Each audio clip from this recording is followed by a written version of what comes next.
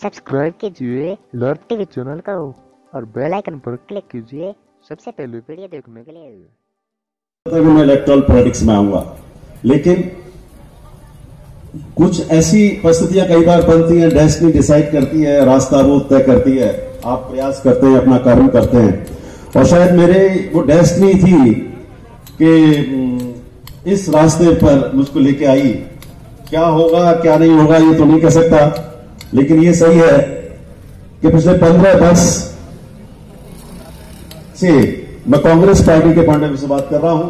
कांग्रेस का यहां शासन नहीं था, और क्योंकि मैं कांग्रेस विचारधारा का था, कांग्रेस से टिकट मांग रहा था, कांग्रेस ने ये सीट हमारे गठबंधन जो मैं जिस दल से उम्मीदवार बना, राष्ट्रीय लोकदल, उसको दे दी। तो एक बार तो बड़ा निराशा का भाव आ गया था, और शाम को वापस भी आ गया था कि भाई अब संभव नहीं है। लेकिन कहते हैं कि राम रख राचा, सब कुछ ऊपर वाला तय करता है, आप अपना काम करते रहिए।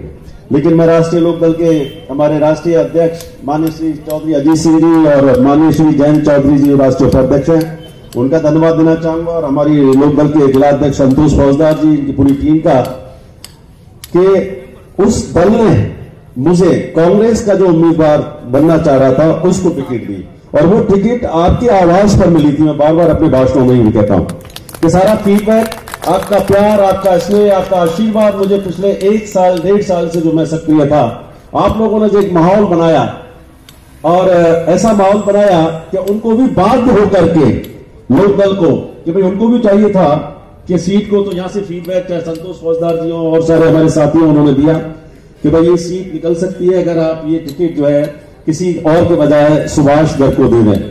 तो आप सब लोगों का प्यार था, आप सब लोगों का एक विश्वास था जो इसमें कन्वर्ट हुआ और मुझको मौका दिया गया।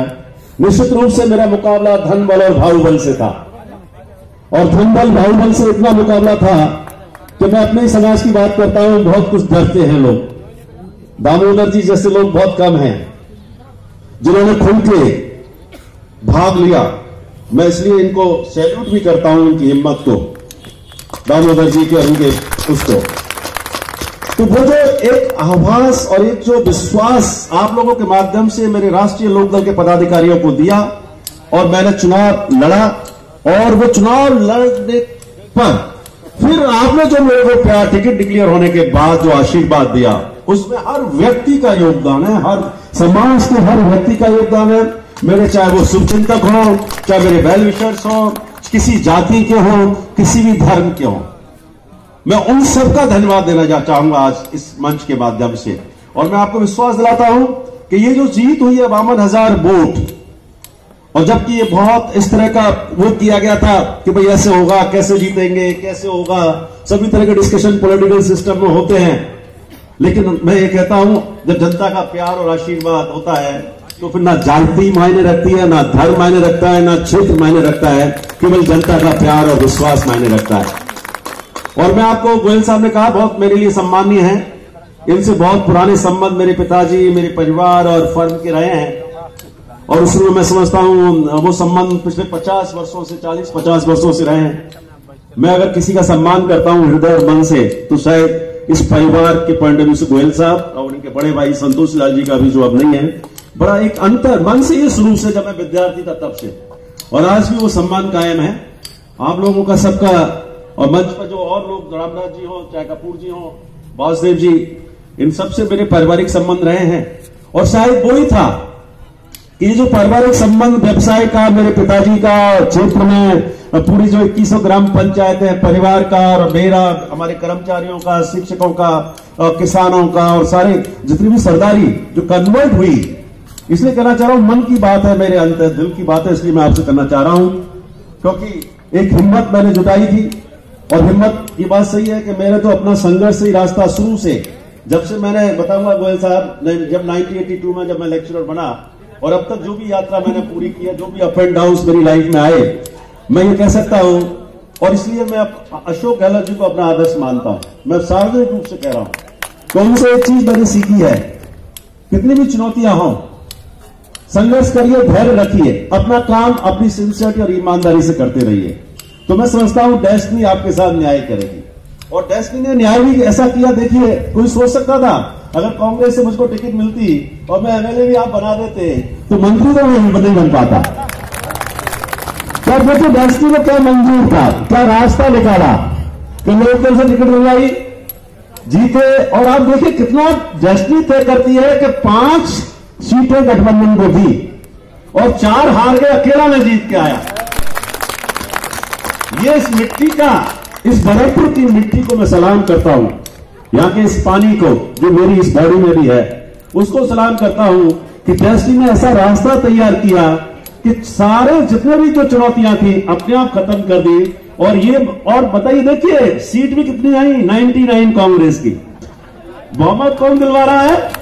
आपका ये प्रतिनिधि। 100वां व्यक्ति मैं हूं, 199 पे चुनाव हुआ और 100वां व्यक्ति मैं हूं। कर सकते कांग्रेस को, वो डिस्क्वालीफाई हो जाएंगे। मैं फिर भी पार्टी, मतलब मेरी वजह से बहुमत है। और मैं बताना चाहूंगा, मैं माननीय अशोक गहलोत साहब को और राहुल गांधी जी को, सोनिया जी को, प्रियंका जी को धन्यवाद देना चाहूंगा। और विशेष रूप से जो चौधरी अजीत सिंह जी और उन्होंने इनिशिएट लिया, जैन जी ने, उन्होंने इनिशिएट लेकर के, और हमारे उप मुख्यमंत्री सचिन जी ने भी, कि ये जो है मुझको मंत्रिमंडल में शामिल किया। और एक ऐसी सौगात थी भरतपुर में, 3 मंत्री, मायने रखता है, कभी इतिहास में नहीं हुआ। महाराजा विश्वनाथ सिंह जी को कैबिनेट मंत्री और हम दो को स्वतंत्र प्रभार हमको दिया है। मेरे को टेक्निकल एजुकेशन, संस्कृत एजुकेशन के साथ साथ पूरा मेडिकल एंड हेल्थ से अटैच किया, जिसमें मेडिकल एजुकेशन आ गया, ईएसआई आ गया। और मैं आपको विश्वास दिलाता हूं, फर्स्ट प्रायोरिटी अगर मेरी है तो आरबीएम हॉस्पिटल है, ये मैं आपको विश्वास दिलाता हूं। और अगर कोई आरबीएम हॉस्पिटल के डॉक्टर्स यहां खड़े हो, मेडिकल डिपार्टमेंट का कोई व्यक्ति यहां खड़ा है तो वो सुन ले। मैं उसको सुनाना भी चाहता हूं कि कोई भी रियायत नहीं की जाएगी उनकी लापरवाही में। और मैं आपको विश्वास दिलाता हूं भाई साहब, आप जो समस्या की बात कर रहे हैं, कल ही दामोदर भाई साहब ने कहा था मंडी का, ऑलरेडी कल मैं कृषि मंत्री से डिस्कस कर चुका हूं आपके नई मंडी वाला केस। और वो तो घर के हैं वो लोग मेरे, बड़ा स्पष्ट है। और ये तो सोने पर सुहागा है, लोकदल का भी प्रभाव है और कांग्रेस का भी प्रभाव है। तो मैं तो एक बल जो मैं अपने भाषणों में कहता था कि जनता का बल है, कांग्रेस का बल है और लोकदल का बल है। जब 3 बल मिल जाए तो फिर कहां दिक्कत है। और मैं आपको विश्वास दिलाता हूं, मेरी प्रायोरिटी केवल एक है, भरतपुर के विकास की, यहाँ की समस्याओं के समाधान की। और मैं आपको विश्वास दिलाता हूं कि जो महाराजा विश्वनाथ सिंह जी, भजनलाल जी और मैं तीनों मिलकर के, और तीनों की प्रायोरिटी भरतपुर का विकास रहेगी। जो वर्षों भरतपुर के साथ अन्याय किया गया है उस अन्याय को दूर करेंगे। 15 वर्ष भाजपा को यहां विधायक दिया गया था, लेकिन जो काम भरतपुर में होने चाहिए थे, चाहे वो नई मंडी का मामला हो, नई इंडस्ट्री एरिया का बात हो, लॉ एंड क्राइम की बात हो, भरतपुर में आए दिन चोरियां और ये इतनी हो रही है, ट्रैफिक सिस्टम नहीं है, पानी की समस्या है, किसानों की समस्या है। और एक बात और करना चाहूंगा, कल ही जो हमारी कैबिनेट हुई, काउंसिल ऑफ मिनिस्टर्स की मीटिंग हुई, उसमें सबसे पहले जो है डिसीजन लिए गए किसानों से संबंधित। कई लोगों ने मेरे को अप्रोच किया था कि डिफॉल्टर्स को दिया जा रहा है कि साहब ये तो सब लोग बेईमान हो जाएंगे। तो वहां काफी तर्क हुआ और एक निर्णय किया गया, मंत्रियों का समूह बनाया गया है और वो समूह निर्णय, और उसमें तय हो चुका है कि जो रेगुलर पेमेंट करते हैं किसान भाई, उनको भी बोनस के रूप में राशि तय की जाएगी और हर वर्ष जब उनकी ध्यान में लाएगा तो हमारे माननीय मुख्यमंत्री जी का मैं धन्यवाद देना चाहूंगा कि उसको रिफाइन कर रहे हैं हम, जिससे कि जो रहे हैं अपने लोन का उनको भी। दूसरा जो डिसीजन लिया, करप्शन को खत्म करने के पॉइंट ऑफ व्यू से डायरेक्ट मेयर,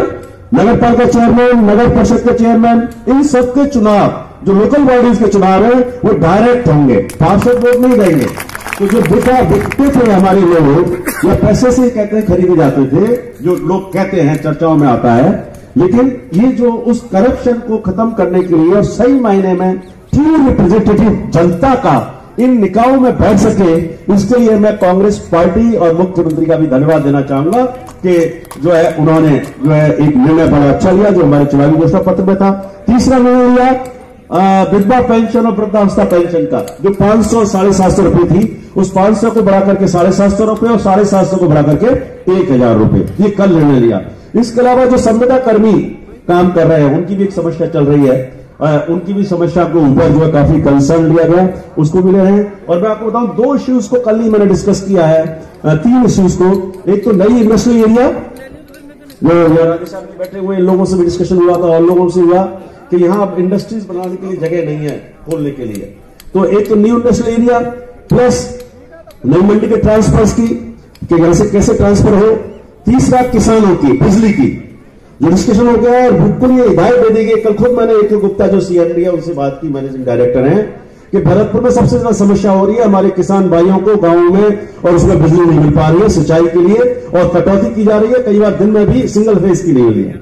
मैं ये विश्वास मानिए कि 1-2 दिन में पूरी व्यवस्था और हिदायत दे दी गई मुख्यमंत्री जी ने भी, किसी भी कॉस्ट पर हमारे किसानों को गांव में, शहरों में जहां भी बिजली की समस्या है उस बिजली की आपूर्ति सुनिश्चित की जाए। तो एक एजेंडा हमने लिया है, प्रायोरिटी हमारी सरकार की। ये निश्चित रूप से मानिए कि हमें अच्छी गुड गवर्नेंस जिसे कहते हैं, सुशासन, और सुशासन जब होगा जब हमारा किसान, गरीब, आम आदमी, छोटा व्यापारी, इंडस्ट्रीज वाले भी, सब लोग के लिए जो कठिनाइयां हैं उन कठिनाइयों को खत्म करें, चुनौतियों को खत्म करें, उनके लिए सुविधाएं जुटा सके। और निश्चित मानिए भरतपुर में भी इस बात का प्रयास हम सब लोग मिलकर के, आज हम तीनों ही मंत्री साथ साथ आए हैं, माजा विश्वेंद्र सिंह जी भी और भजन लाल जी भी और मैं, हम यही कोशिश रहेगी आने वाले समय में। कल हमने बीएलओ की मीटिंग रखी हुई है पूरे जिला स्तर अधिकारियों की, उसमें हम ये जो है डिस्कस करेंगे, सारी चीजों को रिव्यू करेंगे। और ये मैं आपको विश्वास दिलाता हूं कि जो आपने विश्वास मेरे में व्यक्त किया है और इतनी अच्छी शानदार जीत मुझे दिलाई है, मैं आपको विश्वास दिलाता हूं मेरी प्रायोरिटी बिल्कुल प्रमुख रूप से भरतपुर है, भरतपुर का विकास है। और हमेशा बात करें कि भाई साहब के 100 गांव हैं, निश्चित रूप से जो 99 गांव है हमारी विधानसभा क्षेत्र में, हर गांव में जाऊंगा, लेकिन ये जरूर थोड़ी सी, अब आप इसको कह लो इंसाफ हुआ ना इंसाफी हुई, एमएलए रहता तो बड़ा इजी था, मंत्री होने के बाद बड़ा मुश्किल हो चले कि 2.5 दिन भी अगर वीक में मिल जाए मुझे, 2 दिन, जो मैंने फिक्स कर रहा हूं, आप लोगों को भी कह रहा हूं कि सैटरडे और संडे, अन्यथा कोई कैंडिडेट ना हो, लेकिन ये मेरा फिक्स रहेगा कि शनिवार और संडे मैं रहूंगा। कोशिश रहेगी कि फ्राइडे को मैं आ जाऊं, सैटरडे, संडे और मंडे मॉर्निंग में मैं यहां से रवाना होऊंगा। तो माफी मांगना चाहूंगा उन सभी सरदारी से कि मैंने ये कहा था कि आप मेरे से परेशान हो जाओगे आने में, तब तक मुझे उम्मीद नहीं थी कि मैं मंत्री बन जाऊंगा, तब तक मैं अपने आप को एमएलए के रूप में ही देखता था। और मंत्री